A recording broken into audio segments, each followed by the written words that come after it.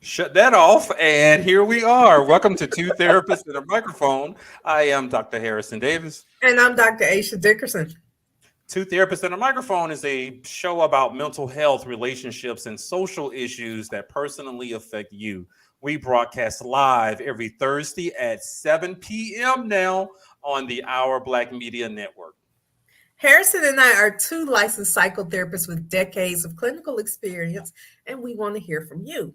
We want to hear about the situations or dilemmas that you're going through. And you can send us your questions by visiting www.twotherapist.com and click on Ask Two Therapists at the top of the page. We've been getting a few questions, and We we're going to are. address one tonight, but keep sending them. As long as you send them, Absolutely. We want to answer your questions, and have two experts plus an additional one, somebody who you can relate to, somebody who understands you, your lifestyle or your situation. And we're going to give you our honest answer. So we're going to answer one of those questions tonight. But to start the show off with, a couple of weeks ago, I'm glad to have Dr. Aisha back. We took a glad to be couple of weeks back. off. I think we needed that little break, from the Mhm. holiday and take care of a few things. So I'm glad you're back, Aisha. But a few weeks ago, we had a show on narcissistic personality disorder. That's a hot topic. We talked about it. Our expert guest did a wonderful job talking about it. And I remember doing the show, and I think a lot of people responded to that show too. Mhm. But I remember thinking, I'm not doubting narcissistic personality disorder, but I mentioned everybody can't have it. Just because someone's a jerk and they're selfish, but there is another personality disorder that I think you need to look out for. I mean, this is the one I believe is more prevalent than narcissistic personality disorder, and that is borderline personality disorder. And every time I say it, I'm going to say it that way with a little dramatic tone because that fits. That was very dramatic. You said borderline. Borderline personality disorder, so we're going to talk about that, have an expert guest. What are your thoughts about this topic today, Aisha? So I've heard, well, of course, I'm familiar with borderline. What I Yep. know is that I don't work with people who have borderline personality disorder. It's one of those Lucky things you. that I think I think it requires an energy and Yeah, expertise that maybe I don't have. I'm good at a lot of things. I'll never know if I'm good at working with people who have borderline personality disorder. But luckily, I know wonderful people I can refer them to, like Winter. yeah. And I know that I know that Thank you. a lot of people are talking about borderline personality disorder more because of things like TikTok. It's Yep. one of those things that kids are trying to diagnose themselves with. Oh, my borderline personality disorder. Oh, my BPD. And so I also know that a lot of people who work with that population use BT, which we'll talk about a Yep. little bit soon, hopefully, but that's also something I'm not trained in. So I know with any personality disorder, it's not something that just goes away. You're gonna have it forever. Hmm. And we're going to talk tonight about why this specific disorder is considered somewhat difficult to treat by certain therapists Yep. and why it's considered difficult to live with, work with, and love these Absolutely. people. Absolutely. So let me introduce our guest who's an expert with it. You like the borderlines, as I like to call them sometimes. You I like to work do. with them. I So, do. I love working with BPD. so Winter Fardrell is a DBT therapist. That's a dialectical behavioral therapist who specializes in working with the LGBTQ community, BIPOC adults, that's Black, Indigenous people of color, that's a new term I learned, and individuals diagnosed with borderline personality disorder. She began her counseling career as an advocate for equality and reproductive justice. Her passion for social justice led her to the sacred space to support others in mental health at her private practice, Revolution Psychotherapy, and to view mental health as a revolutionary act. I like that. Her approach to therapy blends the connection between mental health and social justice issues to support clients in identifying and achieving their life worth living goals in a society that is designed to work against them. Winter received her BA degree in Women's Studies from Virginia Commonwealth University and her master's degree in mental health counseling from Argosy University in Atlanta. She is a licensed professional counselor, national board certified counselor, and she is also a self-proclaimed foodie. Hey, join the club. A wine enthusiast and a beach bum. So, Yes. Winter, welcome to the show. Thank you. I'm honored to be here, and I'm, really excited to be here, and I'm really grateful that you guys invited me on here. I'm, looking I'm glad forward you're to. here too, Yeah. talking about this topic. Now, I've diagnosed a few people with borderline personality disorder. I have never diagnosed anybody with narcissistic personality disorder. But Yeah, I can't say that I have either. and like Dr. Aisha, they are challenging. They're challenging as clients, and they're challenging having that person in your life, whether it's a family member, you're in a relationship with them, or just someone you work with. But how did you get involved with working with borderlines? That's what I'm gonna call it right now. Yeah, so that's almost like a long-winded answer, but when I was doing my internship, I started off at like a community mental health agency, and unfortunately the site dried up. But my friend and colleague Clarissa Cooper, who's with North Atlanta DBT, I'm familiar with it. yeah, I reached out to her and I was like, "Hey, my site dried up. Do you know of anything?" And she was like, "Yeah, come on over to where I work. I'm, doing DBT with clients who have BPD." And I sort of took a chance on the internship there, Yeah. and I'm glad that I did because it really did change my life. And I'll say, starting off, I did not know anything about BPD other than what was taught to me in school. Mhm. And when I learned about BPD, I remember my professor saying, these are hot mess clients. And I was like, oh I my got that gosh, too. it sounded terrifying. And I was like, I don't want any parts of it. No parts of it. I don't want no parts of it. Right. And I think the universe kind of just placed me at my internship site, my new site, to really, learn more about BPD and learn more about clients who have BPD, and to really develop an appreciation for it. So I started off as an intern, as a DBT intern, and kind of continued my career after my internship as a DBT therapist on the clinical team. And it was at Skyland Trail. Skyland Trail is a nonprofit residential facility here in Atlanta. So that's how I got into it. Like, it kind of stuck with me. All right, so Winter, why don't you give the people a clear, less clinical definition of borderline personality disorder? What is it? So that's the age-old question, right? Like, what is it?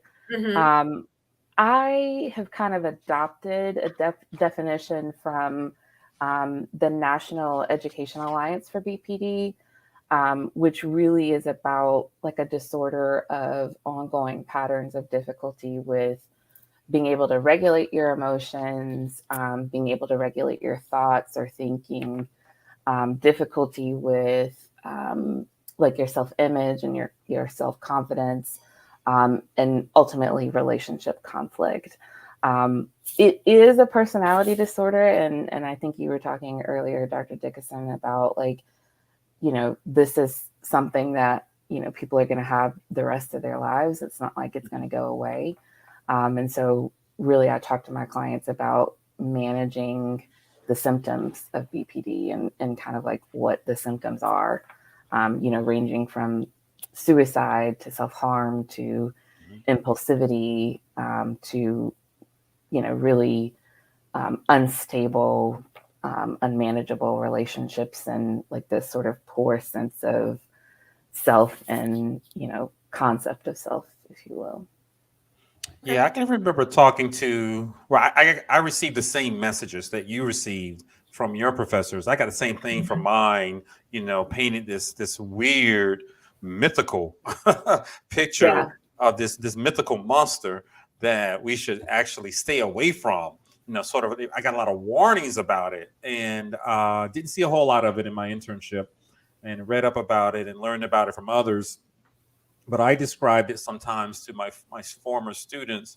It's much more of a relational disorder and how these individuals actually relate to other people. They're never. It's like they're never comfortable Yeah. in relationships, and that's where a lot of the symptoms flare up. Let me know if I'm wrong about anything because you're the expert. And they sabotage things a Mhm. lot, and they're highly manipulative. Uh, Yeah, so my DBT background will move away from judgment, right? So we try not to say that that's a good that thing. BPD clients are manipulative or that they are, crazy or whatever, because we really try to look at the whole person. And part of what is really important to clients with BPD is the relationship, right? Like connection and being able to foster connection with other people. And so, one of the things that I talk to my clients about is the concept of the biosocial theory, which is a part of DBT and understanding what the diagnosis looks like. And what the biosocial theory says is like, let's look at the connection between, your emotional experience and your behavior and how that shows up in your environment, or what can be known as like nature versus nurture argument. And ultimately, excuse me, when we think about the biosocial theory, we're thinking about like clients who have BPD really struggle with high emotional sensitivity. I talk with my hands, so let me know if it's too much, It's okay. right? It's okay. It's fine. So high emotional sensitivity, which means that the slightest thing can set them off, and they're going to experience emotions much more often than other people would, and their emotions seem to just come out of the blue. The other thing that you add to high emotional sensitivity is high emotional intensity. So not only are they more sensitive to emotions, but they're going to feel them really intensely. They're going to feel them like a freight train, and they're going to be long lasting. And then you have high emotional reactivity. So you think about, I'm spending a lot of time with this intense emotion. I'm really sensitive to it. It's only natural that the emotion is going to drive me to act on it. And that's where a lot of impulsive behaviors come from. So, you know, self-harming or gambling or impulsive sexual behaviors or binge eating comes up a lot. And then when we think about our reactivity, we spend so much time in this high emotional state, it's going to take longer for them to come down to a state of calm or rest, or what's known as like baseline. So when we pair all of those things together with their social environment will show up in one of two ways. Either it'll be a validating, supportive environment, or it'll be an invalidating, traumatic environment that not only negates their experiences, but oh, hey, Johnny Jenkins, it's so nice to see you. Sorry to interrupt you. I just want to put that up. Yeah, no, thank you. But no, their social environment will be really invalidating and traumatic. And not only will it negate their experience, but it'll also punish their own emotional experiences, will reinforce maladaptive coping behaviors, and then oversimplify problem solving. So when we think about like, oh, telling someone you should just stop crying. Well, therapists will never say that to anyone, but someone Not to their client, they might say not that. right, not to their client, right? But like a loved one telling someone who has BPD stop crying is really invalidating because it's dismissive of Mhm. the pain and suffering that they're going through. So that's kind of the approach that I take, and you know, what I discuss with my clients to kind of help them understand like how it shows up in their life, and to really grasp like you're dealing with something that other people aren't dealing with. um, and that's really eye-opening for them. So what about so I hear all you're telling me about their, I'm going to say, emotional stability, or some would even say lack of. Yeah, How does dysregulation is what we call it. how does someone live in a relationship, in a loving relationship, with someone who has borderline personality disorder? Because my That's a experience has great always question. been that it comes up when there are issues with relationships, and my thoughts are like, how are you getting all these relationships with how are Yeah, you always in these relationships with this issue with emotional regulation? yeah, it's, you know, it's interesting because that's a part of the diagnosis, is like getting into these unstable relationships. And not only does that show up like in platonic relationships, but it shows up in romantic relationships. It might even show Work up in relationships. work relationships, yeah, at their jobs.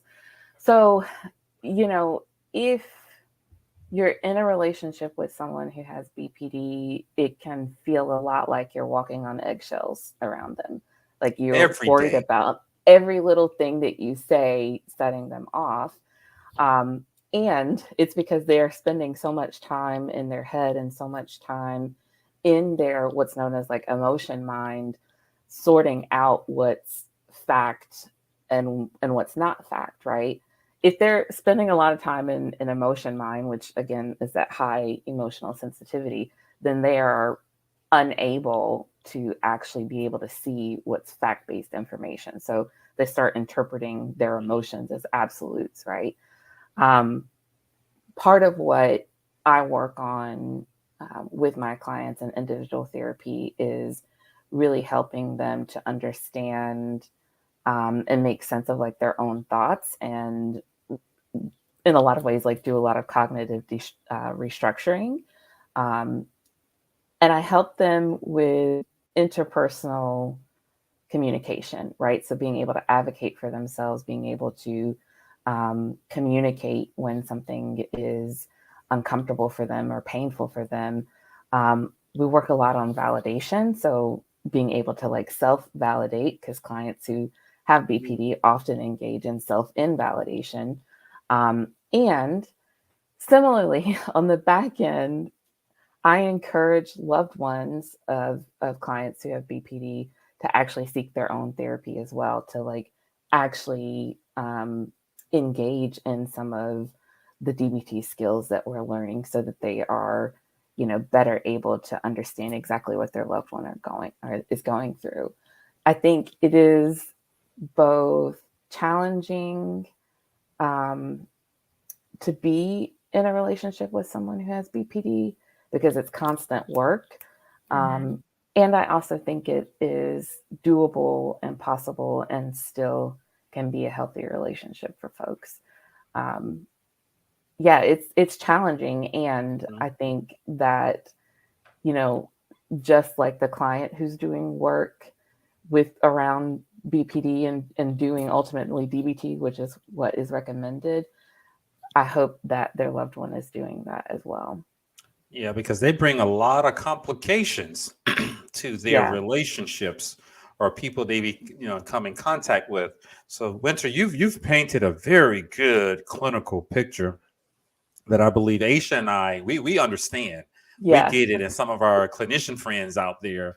But let's break it down of what it actually looks like to the everyday person, the viewer, our viewers who are trying to learn about this. Give us an example or two of how Yeah. someone demonstrated their borderline tendencies and how they actually what they actually did within a relationship, Yeah. so we can So know what that deregulation what it really looks like.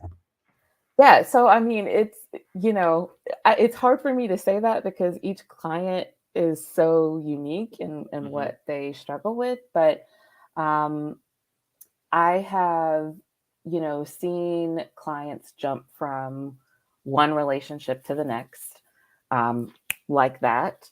And Um, they're in a- love, in love is a strong word. I think intense emotions.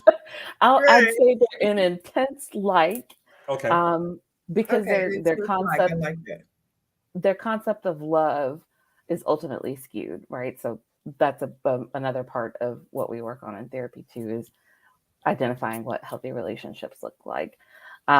A So would you big agree? part, I'm sorry to cut you off. I yeah, go remember for it. someone said something about they love hard one time. Remember that, Aisha? We saw that on the show. Would you Yes. classify? Yes. Yeah. Would you classify that as someone with very quick, intense feelings for someone?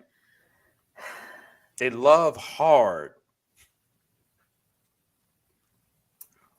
If It's not, that's hard for okay. me to say, it is hard for me to say because I think it could be a possibility. I also think that, you know, for a lot of clients with BPD, love is their concept of love is sometimes skewed, right? So sometimes they get in relationships that are could be abusive in nature Hmm. and um, in which they could also develop like infatuation. Hmm. They could love someone that is actually not available, and I've Hmm. seen a lot of clients Yep. get into Yep. relationships where there's like extramarital affairs going on. Codependency comes up a lot. Yep. And so I could see how, this concept of like loving hard is Hmm. directly related to being codependent on someone. So, looking toward another person to define their own self worth and value, and to really guide their life is really um, a big part of what they struggle with as well. So it's And hard for me to describe. say. Yeah, I know. So, but describe to us what it looks like when someone is experiencing deregulation. Something has triggered them, and to the rest of us, it may have been a mild issue, but as you mentioned, they have intense emotions, and they're Yeah. unable to manage those emotions. Because I think that's what I see most often, in addition to the control that they're trying to have on other individuals. But let's first start talking about the deregulation and what that looks Yeah. like. So I think it's helpful to like look at or talk about like what the types of dysregulation are that we kind of examine in DBT, which is clearly emotional dysregulation. So a lot of clients who have BPD really struggle with intense shame and feeling like they're a bad person, like they have done something so bad that they feel rotten to the core. I've actually heard a client use the phrase, I feel rotten to the core. Empty.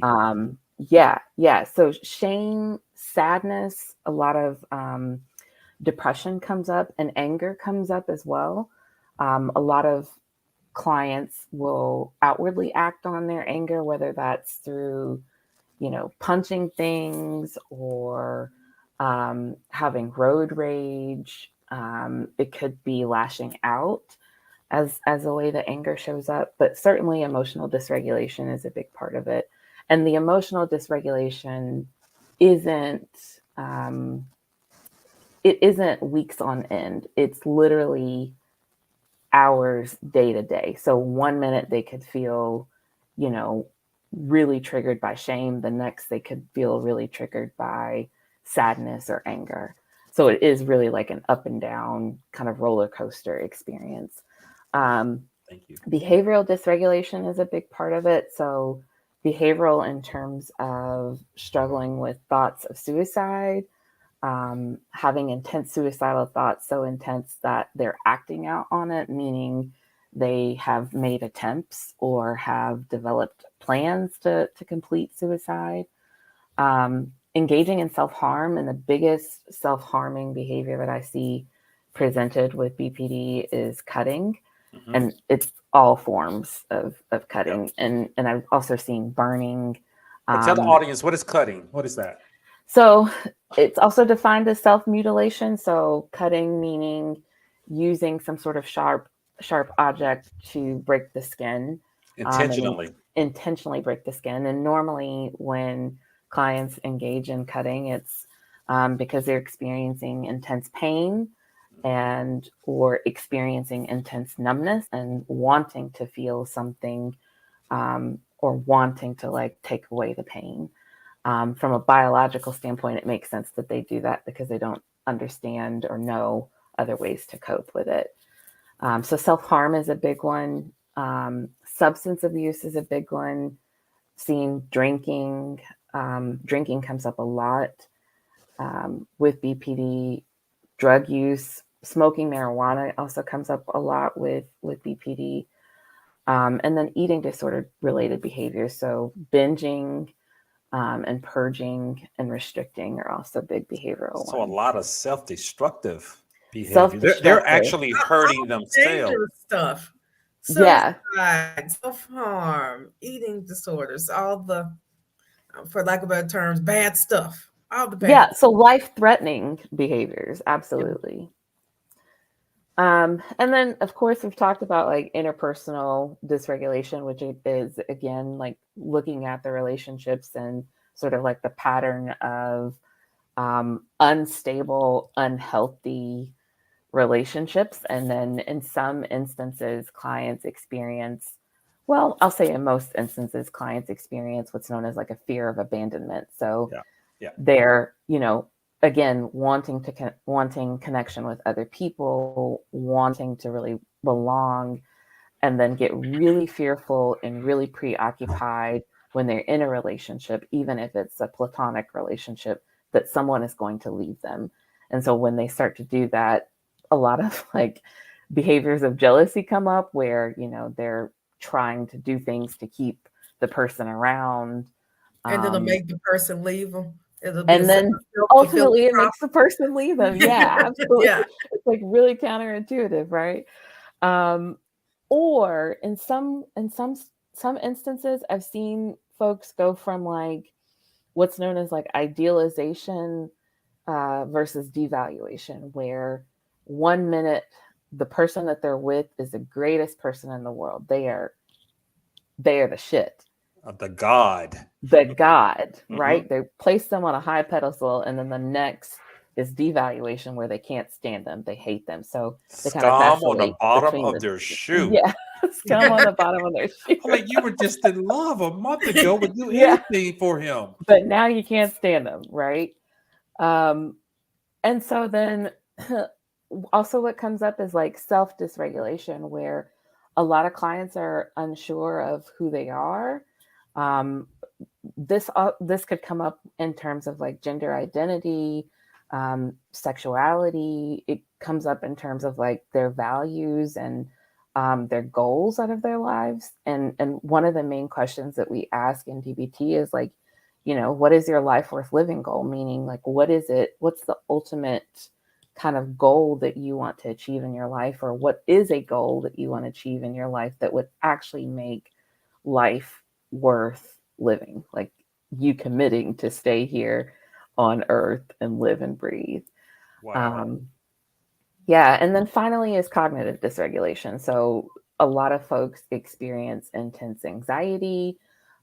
Sometimes that intense anxiety makes them experience dissociation, where they start checking out, or they have no sort of concept or sense of time.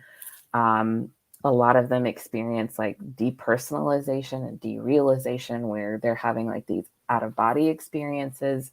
So we do a lot of like grounding techniques to get them back in the here and now and to really focus on the present moment so that they're not off in la la land. Wow. So this sounds like a lot of complications, and it is complex. Yeah, it is, and they're toxic, in relationships, and feeling uncomfortable within a relationship, but they long for it, they want it, but they're the ones who are sabotaging in relationships because they are so uncomfortable with themselves and who they are sometimes, and they cause the problems within the relationships. So I think so.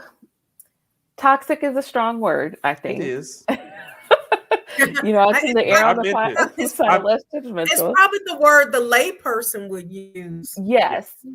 They might Yeah. say, my ex. The layperson would use the word toxic, right? And certainly I think we can get into relationships that are ultimately unhealthy Yeah. and ineffective and really harmful.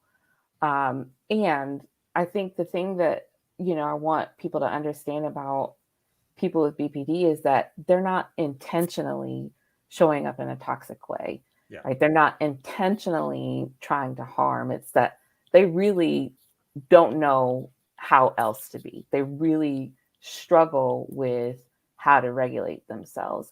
And so it takes a lot of coaching and a lot of coaxing, if you will, to, really show up in a healthy, supportive way, in a healthy, supportive relationship. Yeah. Another example that I used to give my students, you let me know if this is right or not, when talking about borderline personality disorder, in a counseling theories class or a diagnosis class, the DSM class is what we used to call it. Just think about, imagine maybe when you were younger, somebody did something that really hurt your feelings. I mean, Mhm. it was deep. It cut you bad. That means it was someone you cared a lot about. You cared about their thoughts about you. For some of us, we got to think back a long time ago where we allow someone to do that, but we recovered because we tend to be healthy. And I used to tell my students, think about you experiencing that intense level of pain almost on a daily basis Yeah. because someone didn't respond the way you wanted them to, or they didn't respond to that text, or they didn't call you back in a timely manner, or you're beginning to wonder about someone's love for you and whether or not they're being genuine, and all of those intense emotions that I believe we've all felt at some Mhm. point in Yeah, I was about to time. say, I've known plenty of people who don't have borderline personality disorder who make some rash decisions because you took too long to respond to a text. Absolutely. But those emotions, that emotional regulation that you were talking about, many of us, we can rationalize it. Mhm. Maybe they were busy, or, I got something else to do. We rationalize it, or, oh, they don't want to, be in a relationship with me, or they don't want to hire me or something like that. We can get over it. But that borderline person, the triggers can be much smaller Yeah. to tell them that they're insignificant. And, Yeah. and that is a deep cut within them. And I can imagine it is exhausting going through that on a Right. daily basis. But would that be Yeah. an accurate picture that I just talked about? Yeah, absolutely. And I've heard people also say, and maybe this is kind of more clinical, but I've heard people say it's a lot like having a nerve exposed, right? Mm. Like a nerve on That's a your good body analogy. exposed to the air. It people with BPD are that sensitive. Like Yeah. it's that harmful and that painful and that intense. Like So, somebody just spit on them, Yeah. and they went into a rage because they didn't like the way the person responded. Yeah. And normally it's because, their thoughts and beliefs are so skewed or so extreme or so black and white or all or nothing that Yeah. they're unable to see things differently. So it makes me wonder if they can actually be happy if they are that sensitive to things. Yeah. I mean, I feel like I have some happy clients right now. I mean, Good. if I Okay, don't good. have happy clients, then I'm not doing my job. But yeah, I definitely think that people with BPD can definitely have a happy, fulfilling life. And ultimately that's what the therapy is there for, is to help guide them toward, what a fulfilling life looks like, even when there's painful events in it. Wonderful. Well, I do want to say that it sounds like you have a great deal of empathy that go beyond even the average Maybe therapist. too much, right? Like it's not toxic, You're it's so nice. difficult, they can't help. And I'm like, oh, that's real sweet. But as I I know that I don't work with people who have borderline personality disorder, and I know that in my personal life, that is a type of relationship that I will avoid at all costs. Yeah. And if your feelings can be hurt, and you cut up one time, you're gonna Go into feel a like you're rage. bleeding out. Yeah. And not 2 minutes later. You go straight for the jugular, Yeah. right? So one of the things I'm wondering about are some of the origins of these intense symptoms as we're talking about them, that it can be uncomfortable managing a relationship with somebody who is borderline. As Dr. Aisha just mentioned, they're easily sensitive and reactive. Either they go into a rage because of something you said, or they become incredibly depressed. Mhm. And then you hold on to it and you personalize it for days and then Mhm. engage in destructive behavior Oh because yeah, of they it. stew on it. Yeah. They stew on it a lot Mhm. over something the rest of us consider small, or we can recover from it because we tend to be a little bit healthier. But what are some of the origins of that? Because I've heard some theories about childhood trauma, abandonment, neglect as a child. What are your thoughts about that?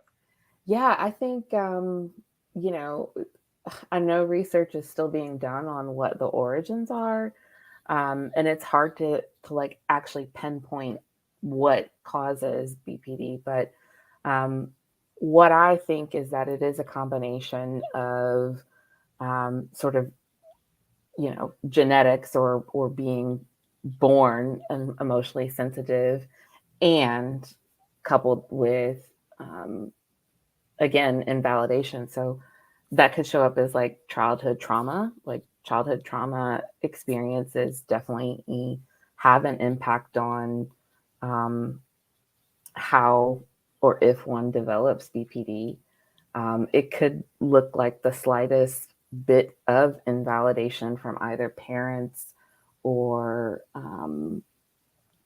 just someone with whom um, you feel connected with, that kind of creates that um, invalidation. So I think it's a culmination of things. I don't think it's just one thing or the other. I definitely think that early childhood experiences have definitely influenced and impacted or caused BPD. I also think that, there's a biochemical makeup or something different component, going on that clients with BPD have that's different than other folks. All right. Well, I don't have any other questions. I Okay. want to get out. I mean, you've given me a lot of information, and A I lot want of things to It's think helpful. to learn probably more than I learned when I was in my master's program. Same here. Borderline. Me too, actually. I want to But give Harrison the chance to ask any more questions regarding that before we move on to our yeah, because we audience. got our audience question. But so my Yeah. last question about this, and I'm glad you mentioned DBT. The audience can think about it. We gave a lot of examples about what it looks like, and we talked about some possible origins with it. But there is a little controversy with it, where there are a lot more women who are Mm. diagnosed with borderline personality disorder than men. Mhm. And just want to know your thoughts about that. I've encountered some men who have it and argued with a client who I believe her husband was borderline. Yeah. he demonstrated all of those symptoms, but she insisted that he was narcissistic. But I'm gonna leave that alone. But what about this whole thing, this gender issue that's connected with it? Yeah, so I, definitely have seen some statistics that say, women have been diagnosed more than men. I also think that part of what's happening is that BPD is being sort of misdiagnosed as bipolar disorder. I've seen that because there's a lot of overlap Yeah, between the two. I can see that. Yeah. I also think that the feminist in me is thinking about how women have historically kind of taken on or been believed to take on this role as like a really big empath and like really sensitive. And, you know, in history, we've kind of been portrayed as like these hysterical beings. And I definitely think that that's part of the stigma, is that women have BPD more than men. I definitely think that men have BPD as well. I You think betcha. there's not enough like studies going on to actually look at the prevalency of BPD in men, because there is, again, so much stigma around having BPD, but then there's so much stigma around men struggling with mental health and appearing like weak or vulnerable, right? And I think that, you know, for some reason, having something like narcissism or bipolar or whatever is an easier pill to swallow than having BPD, right? Yeah. Yeah. Like no one wants to say, "Oh, I have BPD," or Yeah. no one wants to work with people who have BPD. So there's way more stigma assigned to it. Well, It's thank just my you. thoughts. Thank you. That's all I wanted to know. You're the expert. Yeah. You know, Aisha and I, we avoid those clients. You know, I Not sometimes avoid, I just am happy to refer. I Yes. diagnose, and I want everyone that I work with, even if only for 1 hour, to get the best help they can get. So I always Yeah. just try to absolutely. refer to somebody else I for that. appreciate Absolutely. that. So You know you're your in limits, my Dr. Rolodex, Dickinson. Winter. You're in it because I've had a couple of slip through. You know, they didn't show me until that third session, and I'm sitting Yeah. like, oh wow, look at that. Yeah, Because now they're normally mad at me. They're raging at me because of something I suggested. Yeah, Gotcha. normally I can tell within like the first or second session, like, you have BPD. Oh, that's This good. this makes sense. Because they Yeah. don't I'm know. about 6 months in before I. All right. So Winter, thank you for the wonderful information. That was actually very Yes, good, and you just thank did it all you. off the top of your head. You know, God bless you Thank you. with that. And so, what we want to do now for a few minutes is talk about a question that we got from an audience We member. did. Oh Got boy. it last week. Let me just pull it up on my screen. I'm gonna try to read it I to you have it here guys. if you want me to read it for you. Thank Ted. you so much, You're Aisha. welcome. All right. So our viewer is a 35-year-old female in Decatur, Georgia. And she says, I've been seeing a therapist, he's a Black man, to talk about my issues with dating and self-esteem. He advertises that he can help women be better partners and prepare them for relationships. I don't know a whole lot about him because I guess you're not supposed to know your therapist's business, but it turns out that we have a lot of mutual friends. When I mentioned in a group of friends that I was working with him to make myself more prepared for love, a couple of people made me aware that he is married to a white woman. And now I feel some type of way. Like that's some Kevin Samuels-ish. Long story short, I don't think I want to work with him anymore. Do I feel like I've made progress? I don't know. I'm still single. But also, I think that being married to a white woman is not something you keep secret if you're telling Black women how to be partners. Basically, it conveys to me that he doesn't value the love of a Black woman and he's not invested in me. So here are my questions. Number one, should it even matter that he's married to a white woman? Number two, I'm going back to him either way. So what would be the best way to let him know that I don't want to talk with him anymore? I definitely want him to know that his white woman is part of my decision. Wow. That's an interesting one. And Ashanti, I know that may not be your name, but I am so glad that you asked that question because you stumped me. I have to let you know that. But I want to give our guest, Winter, Oh boy. an opportunity to think about the question we got from a real audience member who is going through this little dilemma. We do want to help her out. Yeah. I think it's great that she's going to see a therapist. You know, Same here.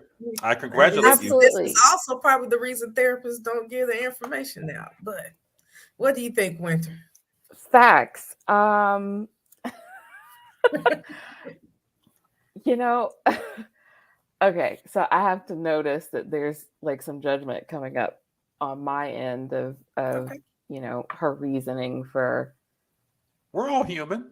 not wanting to continue to see the therapist. And I think it is great that she is going to therapy. I certainly encourage that. I think if she's uncomfortable ultimately, and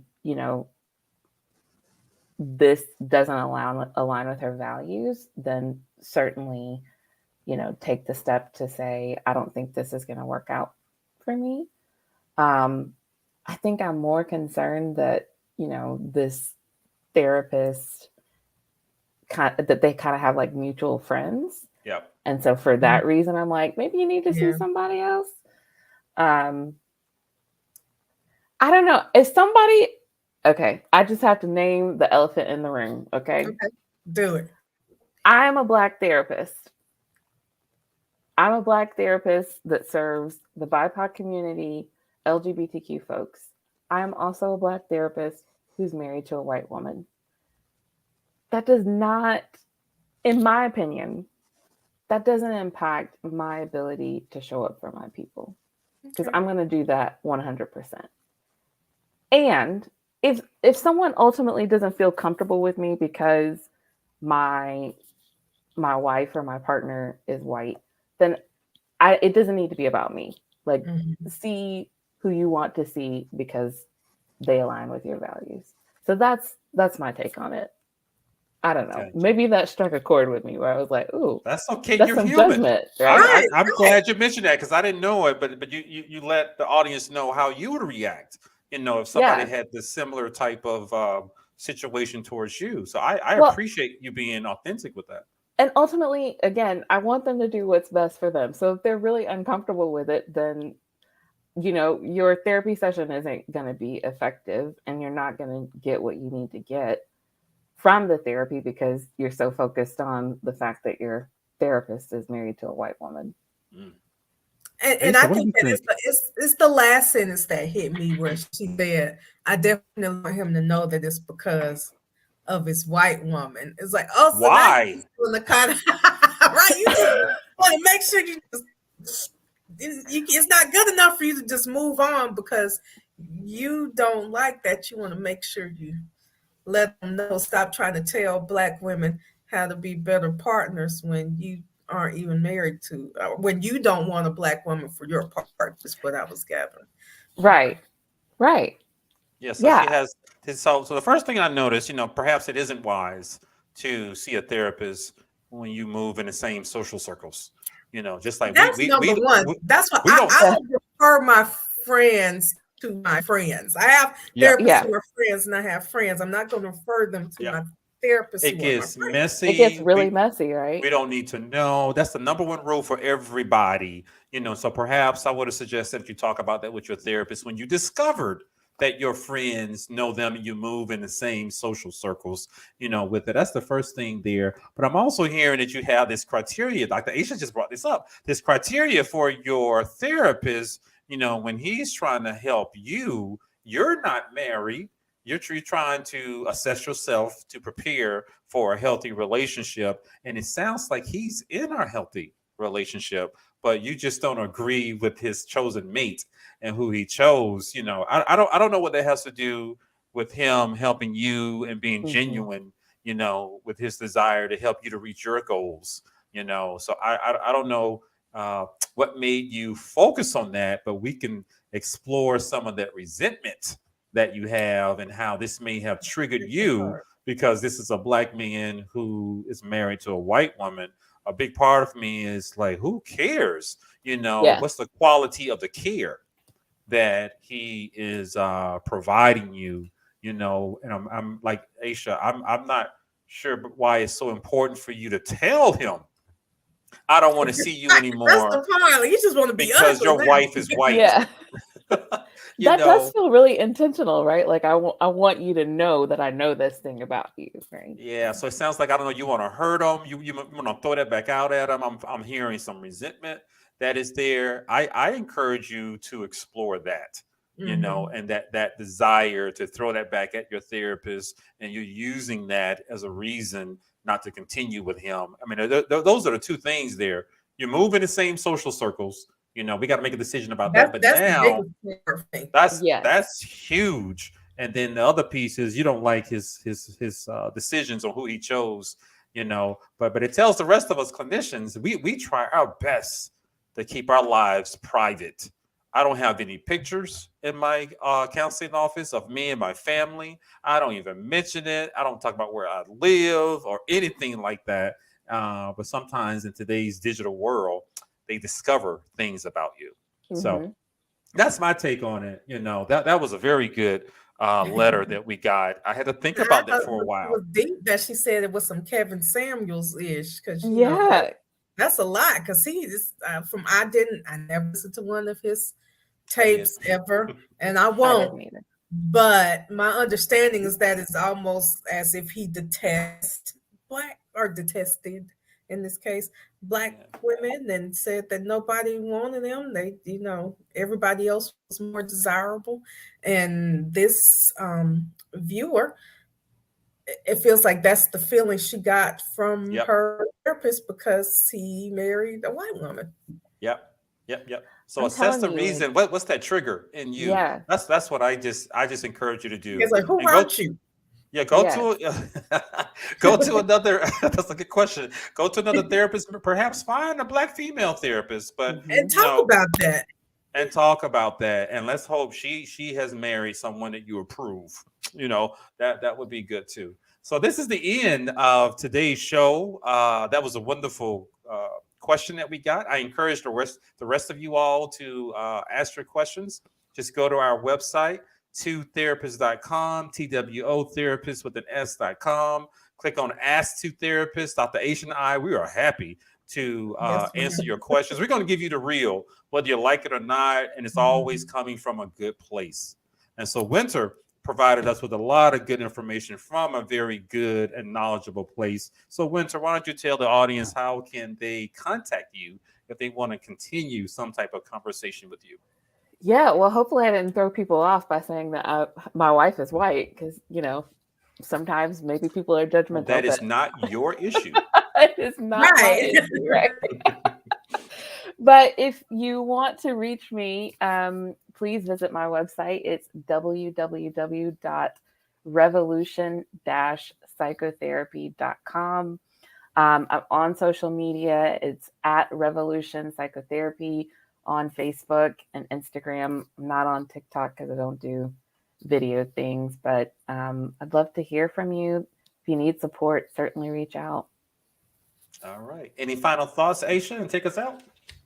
I appreciate Winter telling us so much about borderline personality disorder. I don't feel like I'll need to avoid them in my professional life, but I have to be real. I'm going to still avoid them in my personal life. That does not sound like the type of relationship/friendships, anything. Co-workers too. Yeah. Nothing I want in my circle.